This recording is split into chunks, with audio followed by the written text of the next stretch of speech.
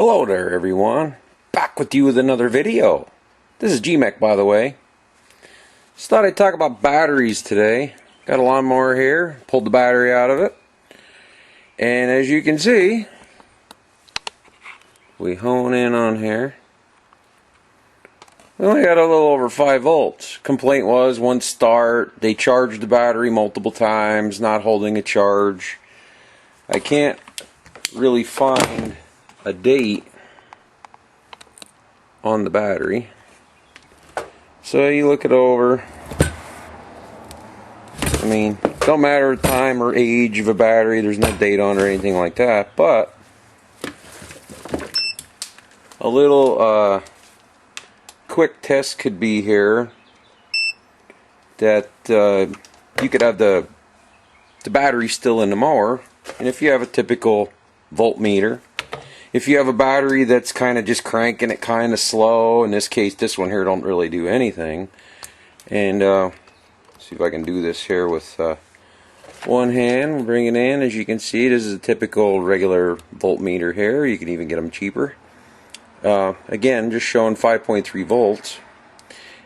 You could sometimes you'll have a battery that will actually show 12 volts, and you go on the key and it don't have much.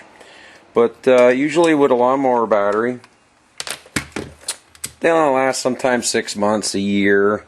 Sometimes I've seen them last 10 years. It all depends on how you take care of them. And one thing is, a big thing is, keep them charged. Keep, especially during the winter time, you want to store them. Keep a maintainer on them. That'll make the battery last a very long time.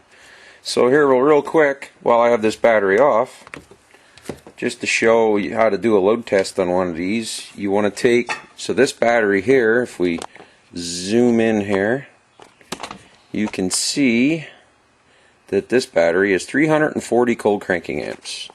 So the proper test on this battery, if we come back over here to the load tester, you can look right there at 5.3 volts, roughly a little over 5 volts we have right there. We already know that this thing needs to be replaced. There's no sense in charging this. It's just way too low. So if we look over here at our load test in amps, so we have 340 cold cranking amps. We want to be, I think, 100 amp charge, 100 amp discharge on this will be good if the battery was good. Now I'm going to run this up. Let's see if I can do this at the same time. We'll run our load tester up, and as you can see, we can't even get there because it's running the battery down to nothing. So bottom line is, and then I'll give a recommendation here, you want to take and usually put a battery in of the same part number, and that's this right here. On your battery you'll see it's U1R or sometimes U1. It depends on the direction of your cables for positive and negative.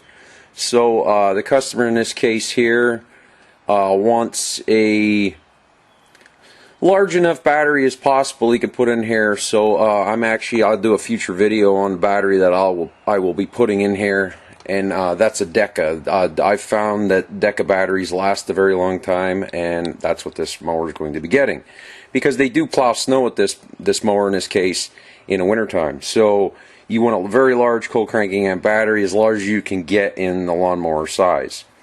Just a little quick video on showing on proper maintaining of a battery and checking. Again, you can use a typical voltmeter.